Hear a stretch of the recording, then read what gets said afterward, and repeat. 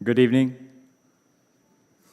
Before I start, I want to thank everyone that made this possible, beginning with the very Reverend Father Eugene Smith, OSM, prior provincial and alumni of the class of 1978, Father Joseph R. Putasami, OSM, Father Gerald Haran, OSM, Father Michael Pontinrelli, OSM, Mr. Randall Adams, our president, Mr. Michael Brennan, our principal, Mr. Philip C. Stump, chair, board of directors, and to our faculty, our teachers, staff, our parents, families, and friends.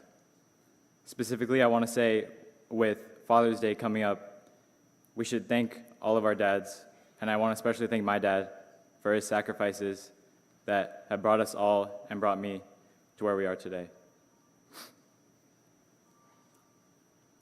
4 years ago, all of us began this long journey.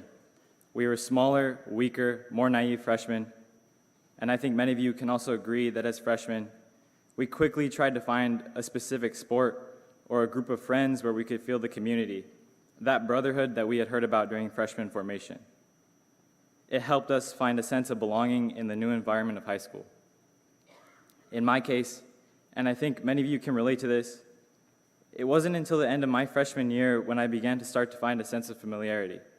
After months of feeling isolated and struggling to stick to a particular group, I found community in my new teammates, and I began to form those strong friendships.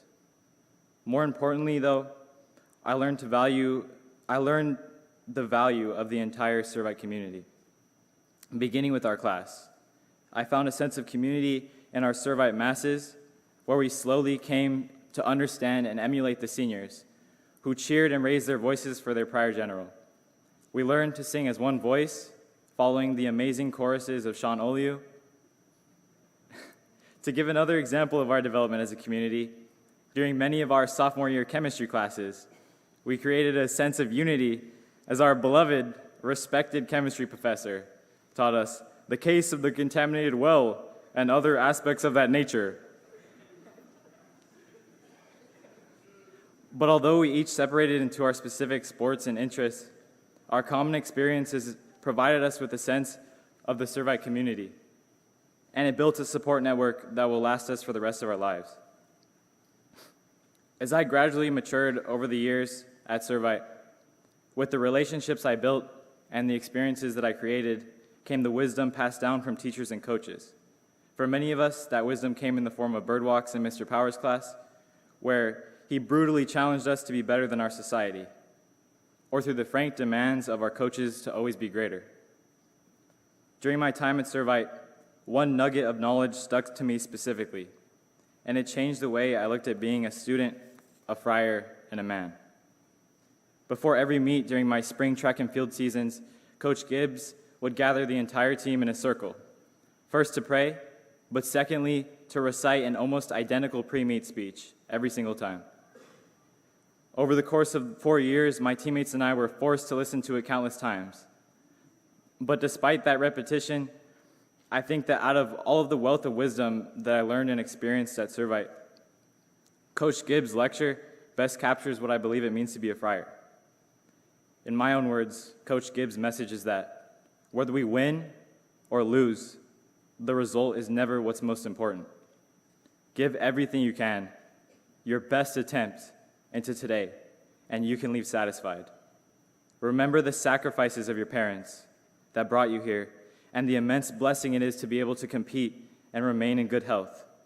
Fight to make everyone who supports you proud and to not waste the blessings you've been given.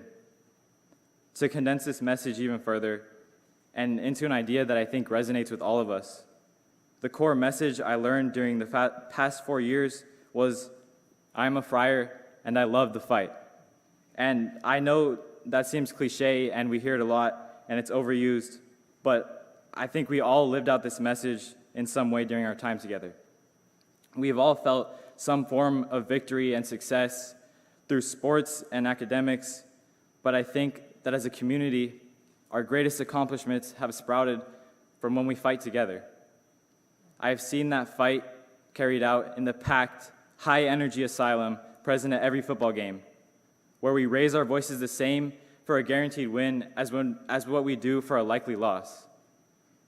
Even when many of us were mortified at the beginning of this year to see that we failed to escape Mr. Powers as our lit teacher, we persevered through when many would have changed course.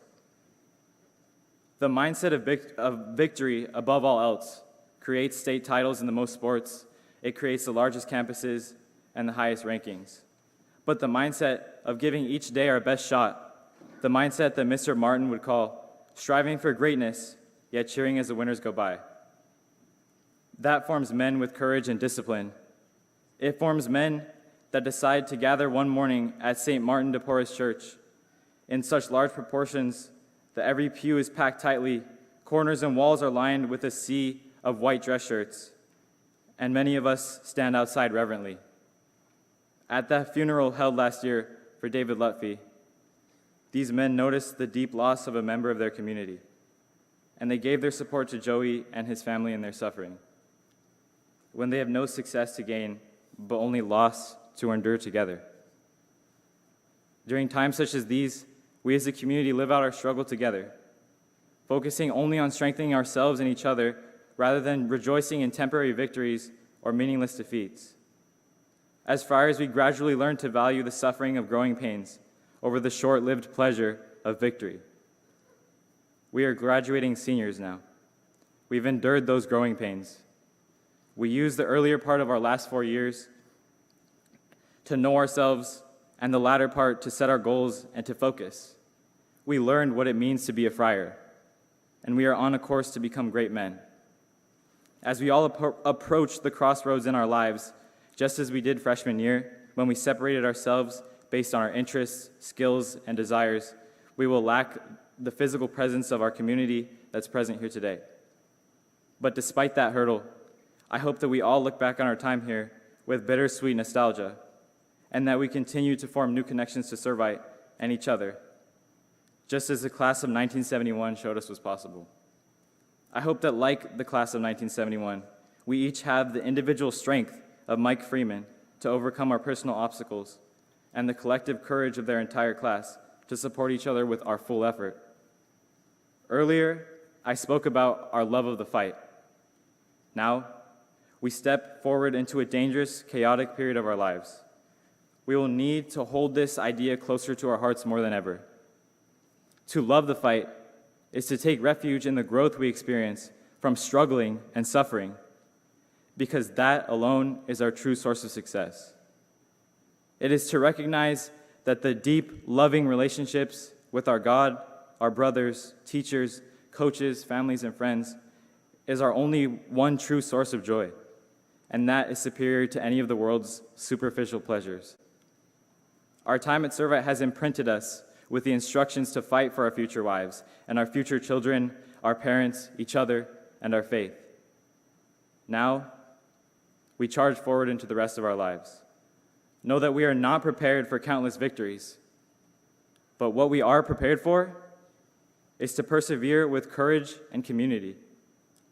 It has been and will always be an honor to see greatness, to seek that fight with you, my friends, my brothers. When we started this journey as freshmen, we claimed, "We are good, but we will be great." Now, as alumni of Servite, we can tell ourselves, "We are great," so that we can make the world greater. Thank you.